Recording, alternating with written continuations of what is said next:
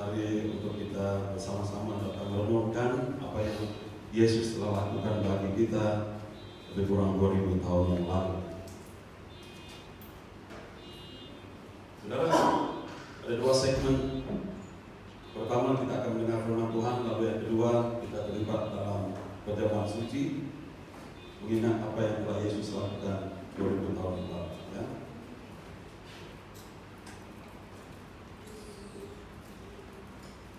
Yohanes 19 ayat 28 sehingga ayat ke-30.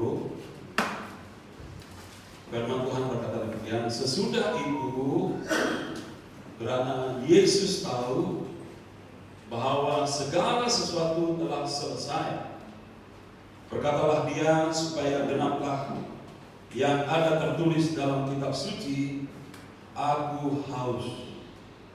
Di situ ada suatu bekas penuh anggur asam, maka mereka menjujukkan bunga karam yang telah dicelupkan dalam anggur asam pada sebatang hisop, lalu memunjukkannya ke mulut Yesus.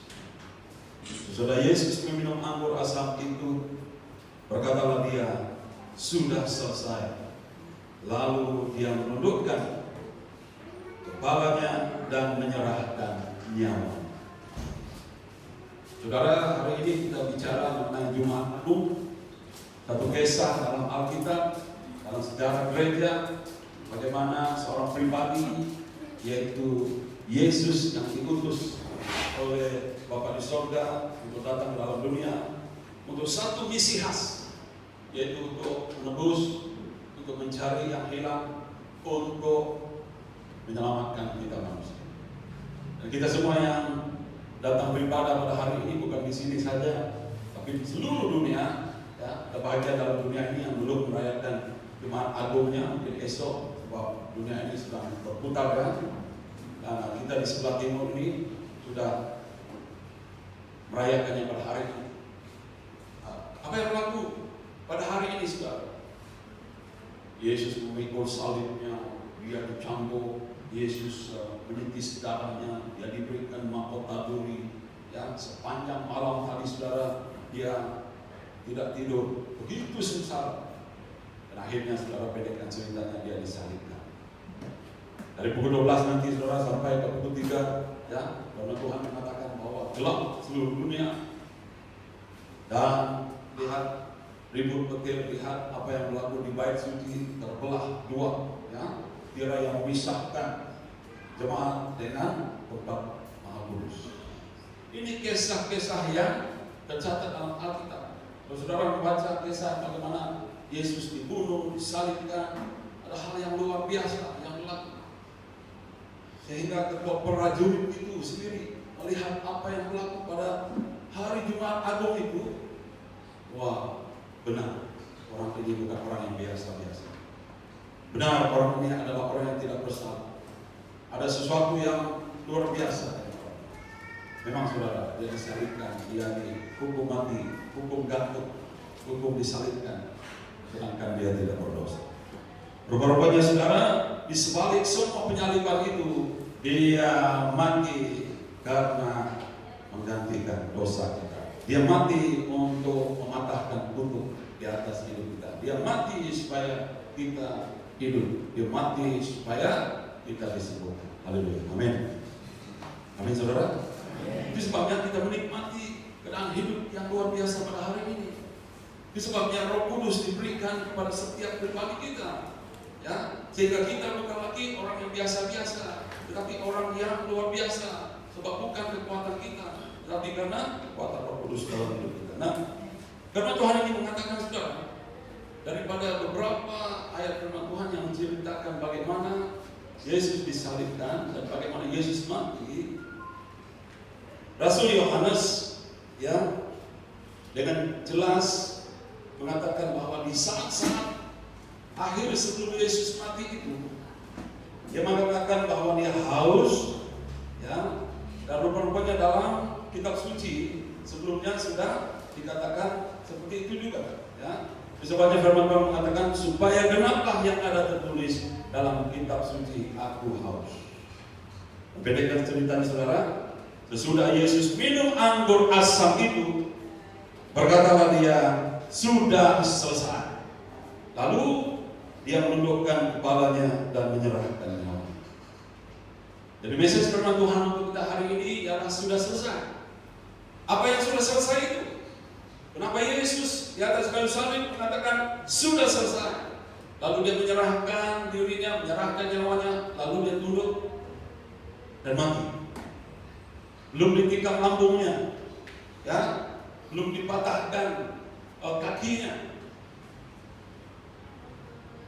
Saudara, orang yang disalibkan itu, bila dia begitu bertahan belum mati, maka untuk memulihkan tubuh badannya jatuh ke bawah, maka kakinya harus dipukul dan dipatahkan supaya berat badannya dan turun. Tidak ada lagi yang menahan berat badan.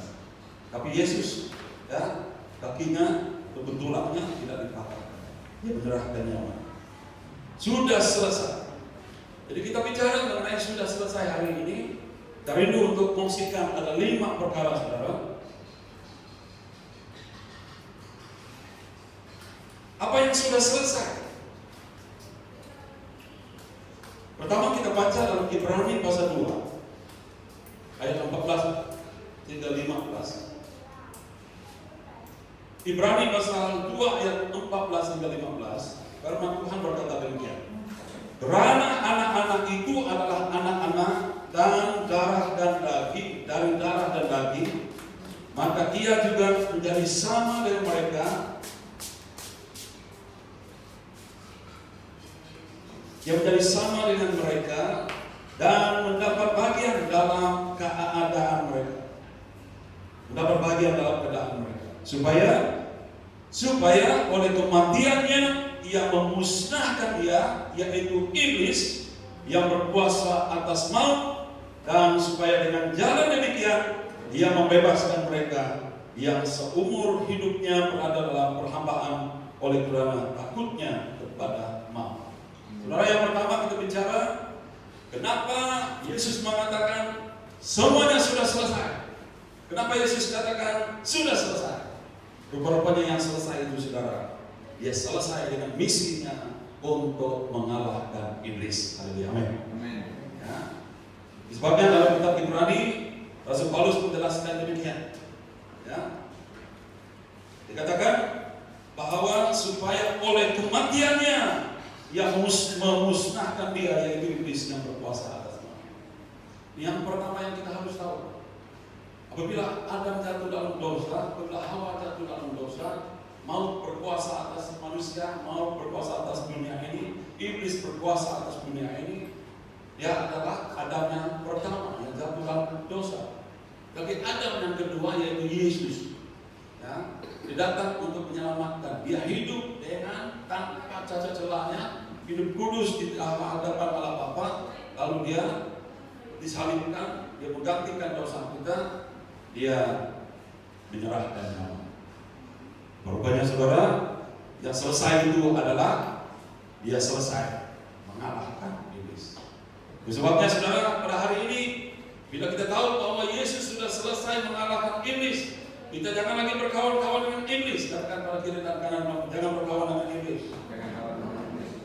Sebab iblis itu adalah musuh kita. Yesus sudah kalahkan, maka kita sebagai anak-anak Tuhan sudah mengalahkan dia di dalam Kristus. Sebab bila kita dibaptiskan, bermakna kita juga mati. Bila kita keluar dari air itu, kita juga bangkit bersama Kristus. Maka Kristus dalam kita, kita di dalam Kristus, firman-Nya dalam kita, roh-Nya dalam kita. Maka iblis itu bukan lagi kawan kita. Iblis itu kita nyangka, iblis itu kita injak. Macam lagu tadi, diinjak-injak iblis. Amin. Amin. Itu yang pertama, saudara, ya. Kita mengalahkan iblis. Yesus sudah mengalahkan iblis. Itu sudah selesai. Maka pada hari ini jangan lagi ada yang terikat dengan ikatan-ikatan daripada iblis, daripada kutuk-kutuk dosa. Kita harus bebas. Tidak ada yang mengikat kita lagi. Itu yang pertama. Lalu yang kedua, saudara, meruntuhkan tembok pemisahan bangsa. Ya, dalam Efesus, lihat ayat itu. Efesus pasal 2 ayat 14 hingga 15. Rasul Paulus menjelaskan seperti ini. damai sejahtera kita yang telah mempersatukan kedua pihak, yang telah dan yang telah merobohkan tembok pemisah, yaitu perseteruan.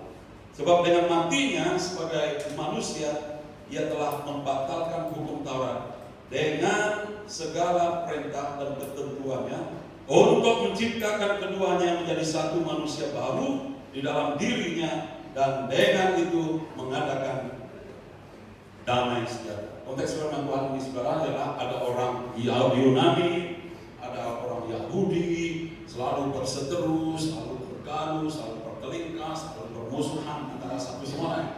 Jadi Rasul Paulus menjelaskan di dalam Kristus, apabila Kristus sudah mati, kita harus tahu ya, ada satu saja darah Kristus, ada satu saja tubuh Kristus, ada satu saja salib Kristus yang mati untuk semua. Jadi tidak ada lagi orang Yahudi, tidak ada lagi orang Yunani, keduanya sudah dipersatukan menjadi satu bangsa, satu umat yang harus percaya kepada Kristus. Jadi tidak ada orang Yahudi, yang Yunani ataupun orang Yahudi, ya semuanya sudah disatukan.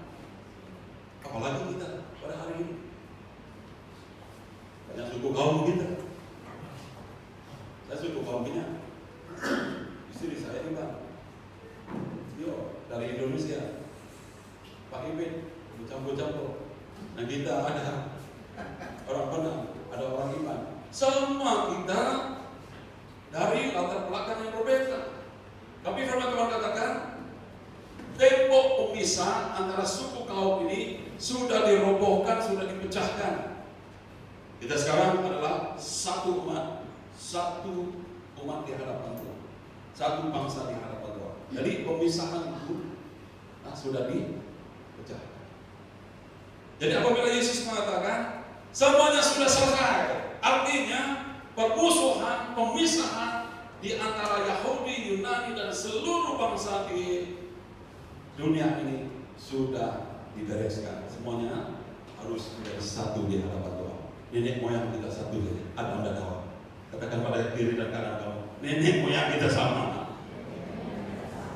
Nenek moyang kita sama. Jadi kalau ada orang yang mengatakan, wah nenek moyang kita dulu adalah daripada beruk, katakan pada dia, saya tidak, saya batalkan itu, saya tidak setuju.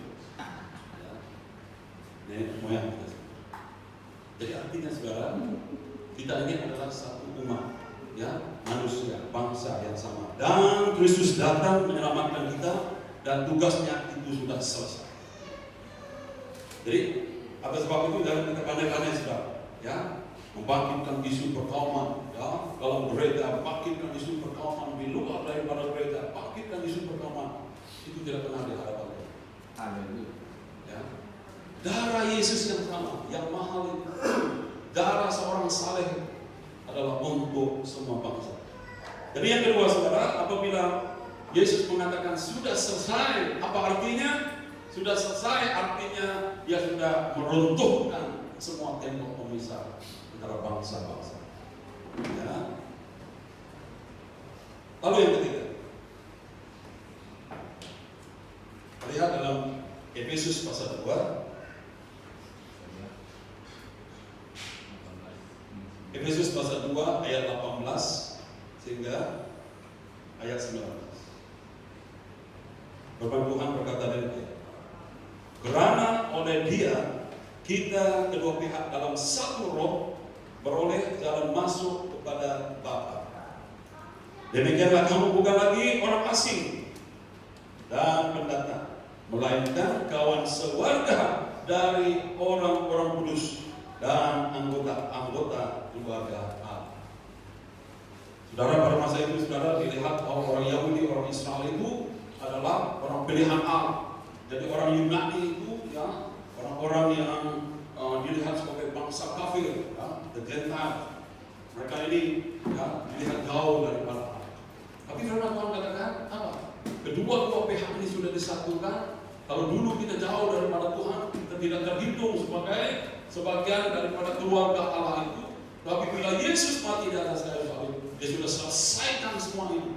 Yang bukan lagi menjadi ahli keluarga Allah itu sudah didekati menyatukan dan kita semua menjadi satu keluarga Allah. Dan Yesus sudah bereskan ini. Sebabnya kita boleh nyanyikan lagu dalam Yesus kita bersaudara. Tidak ada lagu yang mengatakan dalam Yesus kita bermusuh-musuhan. Semua bersaudara. Siapa yang menjadikan kita bersaudara? Sebab kita adalah dalam satu keluarga Allah. Yesus sudah membereskan itu. Yesus sudah menyelesaikan itu di atas kayu. Wow, dahsyat. Ya. Saya lihat saudara sebagai saudara saya sebagai saudara kamu. Ya. Jadi saudara ingat ini. Pada masa kita sudah mulai melihat seseorang itu bukan saudara kita, maka kita akan melayani dia, bertindak balas terhadap dia sebagai seorang bukan saudara. Tapi apabila dalam pemikiran kita sudah melihat dia sebagai saudara, maka kita akan melayani dia sebagai saudara. Paham maksud saya? Bila kamu melihat seorang itu adalah musuh kamu, sudah pasti kamu tidak akan melayani dia sebagai saudara. Bila kamu melihat dia sebagai musuh kamu, tidak mungkin kamu akan melayani dia sebagai seorang sahabat. Jadi semua terletak dalam pemikiran. Dan firman Tuhan mengatakan bahwa semua itu sudah diputuskan, semua itu sudah selesai. Ya, itu sebabnya kita ada hubungan yang terus dengan Allah. Kalau dulu orang Israel yang ada akses itu pun melalui iman. Tapi sekarang ini kita semua di dalam satu roh yang sama. Kita ada akses terus, ada hubungan terus dengan Allah. Sebabnya dalam cerita Alkitab mengenai kematian Yesus di atas kayu salib, apa yang berlaku? Tirai pemisah antara jemaat dengan ruang Maha Kudus itu terbelah dua. Itu menandakan siapa saudara? Saya, Pak Roland, boleh ada akses dengan Tuhan, saya boleh berdoa bersatu kepada Tuhan. Saudara juga boleh melakukan hal yang sama. Setiap kita ada akses kepada Tuhan. Lebih-lebih lagi, setiap kita sudah diberikan Roh Kudusnya dalam setiap kehidupan. Luar biasa. Ini Yesus kita selesaikan. Jadi kita ada hubungan terus dengan Allah. Dan hubungan ini sudah dipulihkan. Ya, dipulihkan. Kalau dulu kita jauh daripada Tuhan, kita bukan sebagian daripada keluarga Allah ini. Tapi sekarang sudah dipulihkan. Kita bersyukur kepada Tuhan. Haleluya. Amin. Amin. Tinggal kita harus bertekun saja. Ya. Jangan malas untuk berdoa, jangan malas untuk baca firman Tuhan. Kalau tidak pandai baca firman Tuhan, harus rajin dengan khotbah. Haleluya. Ya. Yang keempat, saudara, apabila Yesus mengatakan semuanya sudah selesai, artinya semua hutang dosa manusia itu dia sudah selesai, dia sudah bayar melalui kematiannya sekali untuk selama-lamanya. Ya, dosa semua orang sudah selesai. Dosa yang dulu sudah berlaku dan termasuk dosa yang terus-menerus kita lakukan sampai hari ini sebenarnya.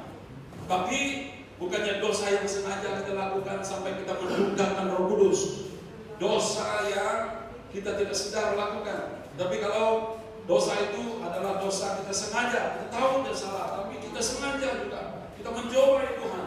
Jangan sampai ke tahap kita mendukakan Roh Kudus. Ya, sampai dosa itu tidak akan diampuni. Tapi yang firman Tuhan katakan, selagi kita dalam kelemahan kita, kekurangan kita, pada masa itulah Yesus sudah mati bagi kita. Ya, dan semuanya sudah dibayar dengan lunas. Dengan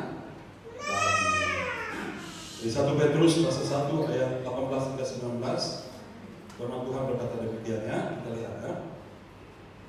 1 Petrus pasal 1 ayat 18 hingga 19. Sebab kamu tahu bahwa kamu telah ditebus dari cara hidupmu yang sia-sia yang kamu warisi dari nenek moyangmu. Itu bukan dengan barang yang fana, bukan pula dengan perak atau emas, melainkan dengan darah yang mahal, yaitu darah Kristus yang sama seperti darah anak domba yang tak bernoda dan tak bercacat. Jadi hal keempat yang kita bicarakan kenapa Yesus mengatakan sudah selesai, ialah semua dosa kita sudah diampuni, semua dosa kita sudah dibereskan, dan tidak ada seorang pun yang tertinggal. Nah, cuma saudara, sebagai manusia kita harus mengimani, semua katakan mengimani. Kita harus percaya, semua katakan percaya. Sebab kasih karunia itu adalah untuk kita semua. Tetapi kita harus percaya. Kasih karunia untuk semua orang, tapi barang siapa yang tidak percaya, maka dia tidak menikmati kasih karunia itu. Ya, pemberian itu adalah cuma-cuma untuk kita. Tetapi kita tidak percaya dan kita tidak menerimanya, maka kita tidak akan memiliki. Ya. Jadi saya bersyukur saudara, kalau ada di antara kita yang masih belum menerima kasih karunia itu, pemberian cuma-cuma itu, keselamatan itu daripada Tuhan, ya, lepas kita ada ini, kita boleh berdoa, katakan kepada Tuhan, Tuhan, hari ini adalah Jumat Agung. Saya sudah awal pada 2000 tahun yang lalu, Kau sudah mati, menyelamatkan saya, dan hari ini saya mau terima, ya, keselamatan. Terbuka hati, dan saya terima Engkau sebagai Tuhan dan Juru Selamat. Saya siap untuk dibaptis. Wah, ya, lakukan itu saudara. Kita adalah orang-orang yang terhitung sebagai sebagian daripada keluarga. Amin, saudara. Lalu yang kelima, yaitu yang terakhir, saudara.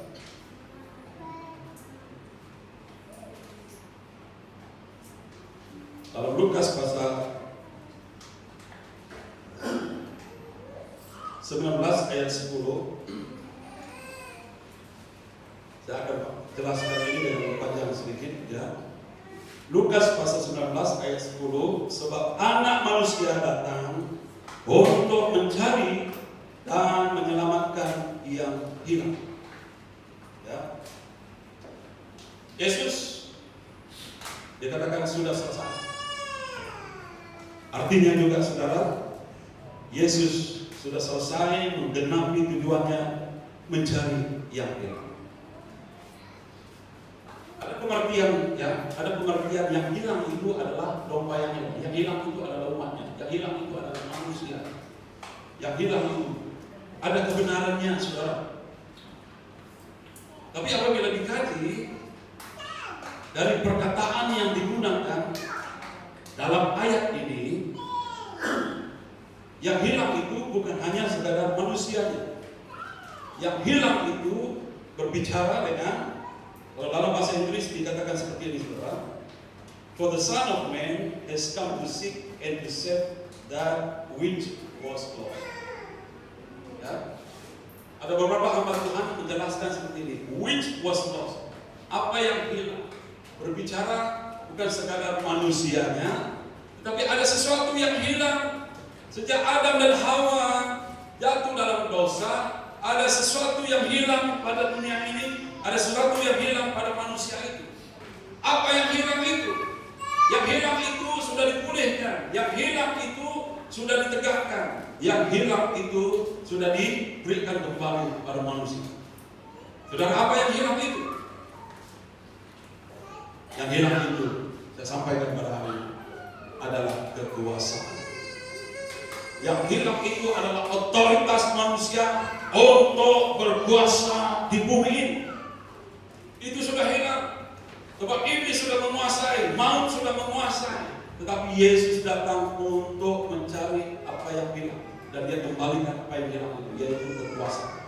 Saudara, ayat firman Tuhan dalam Kejadian, ya, saya jelaskan seperti ini. Mana ya? Jelaskan seperti ini. Kejadian 1 ayat 26 dan 28. Firman Tuhan berkata begini. Berfirmanlah Allah, baiklah kita menjadikan manusia menurut gambar dan rupa kita, supaya mereka berkuasa di atas ikan-ikan, di atas semua. Ya. Ingat perkataan berkuasa itu. Berfirmanlah Allah, baiklah kita menjadikan manusia menurut gambar dan rupa kita, supaya mereka berkuasa.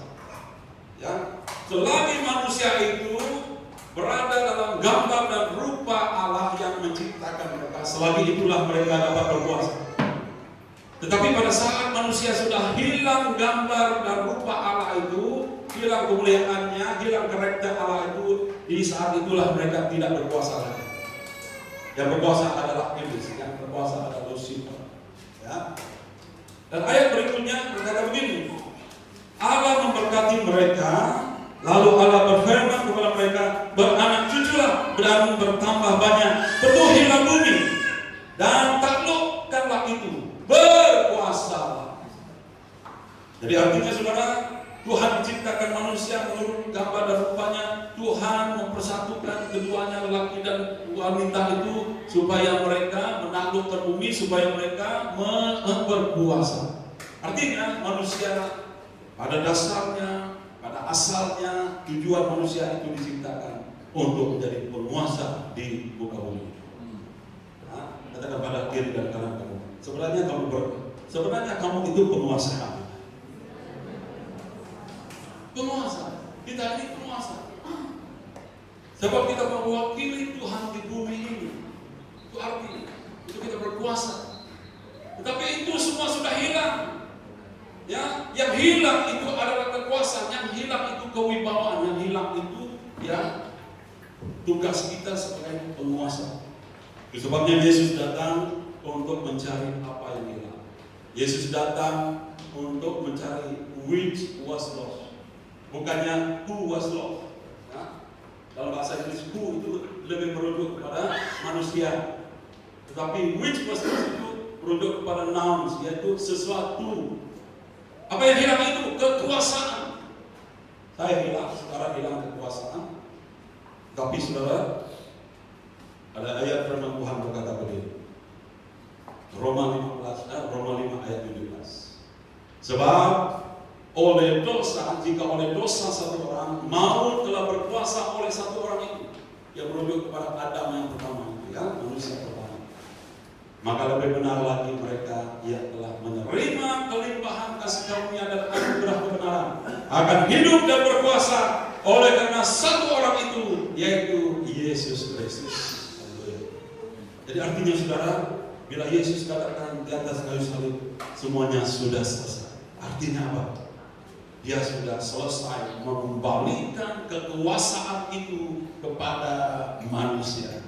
Dan sekarang ini manusia hidup di dalam dunia ini, dia berkuasa. Kenapa dia berkuasa saudara? Sebab Roh Kudus diberikan ke dalam hidup manusia untuk mengerjakan tugas dan tanggung jawab yang Tuhan mau bagi manusia, yaitu menjadi penguasa. Jadi artinya saudara, kita sudah dikembalikan ke posisi asal kita hanya melalui Kristus. Hanya melalui Kristus. Coba apa saudara? Kristus itu adalah 100% Allah, 100% manusia. Jadi kita buka hidup kita kepada Kristus, Roh Kudus tinggal dalam kita. Kita juga sebenarnya hidup bersatu dengan Kristus. Itu sebabnya kita boleh berkuasa di atas muka bumi. Amin. Kita sudah dikembalikan ke posisi kita. Itu sebabnya jangan merasa bahwa diri kita ini kerdil. Jangan merasa bahwa saya ini dari kampung ini dan itu. Saya ini dari suku ini saja. Saya tidak boleh buat apa, saya tidak ada pengalaman, saya tidak boleh, tidak boleh. Ya, kamu mau rendah-rendahkan Roh Kudus, kamu mau rendah-rendahkan hikmat Tuhan, kamu mau rendah-rendahkan karya Kristus yang sudah memulihkan posisi asal kita. Posisi asal kita ialah sebagai penguasa. Ya, nah, bagi semangat yang kiri kanan kamu di dalam Kristus adalah penguasa.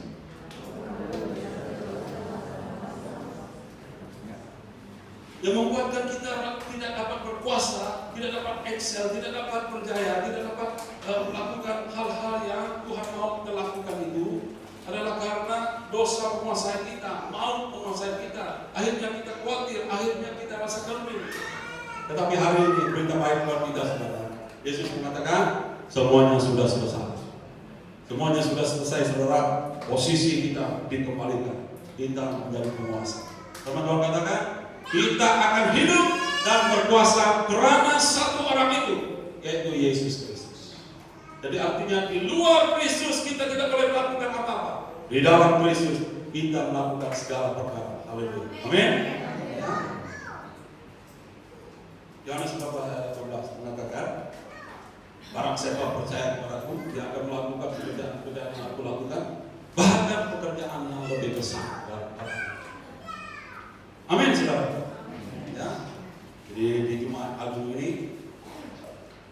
kita kembali kepada posisi kita.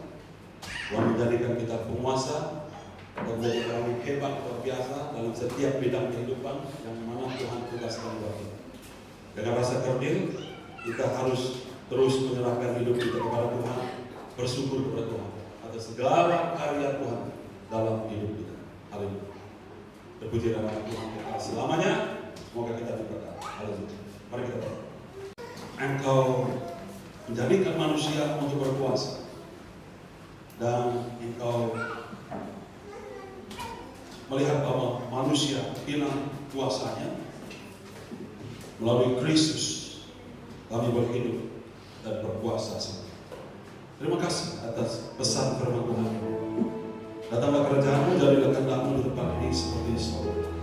Lakukan apa yang menjadi rencana-Mu dalam setiap aspek hidup kami. Kami serahkan hidup kami bagi. Terima kasih.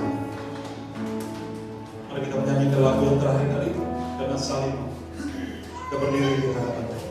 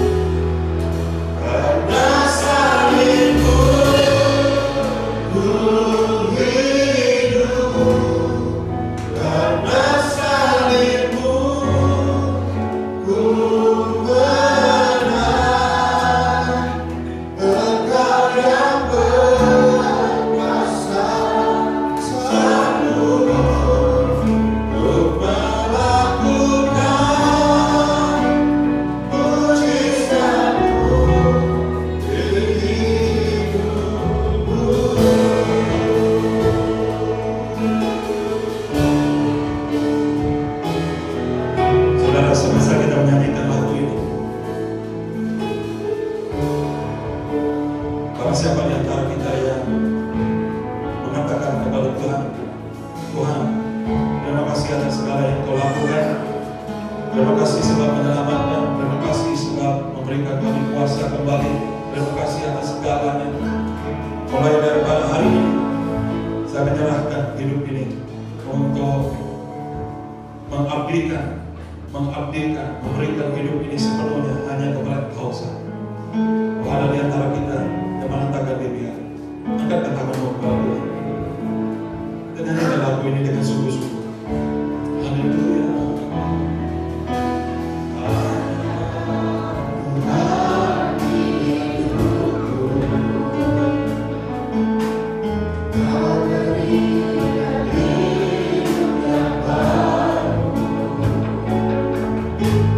Dalam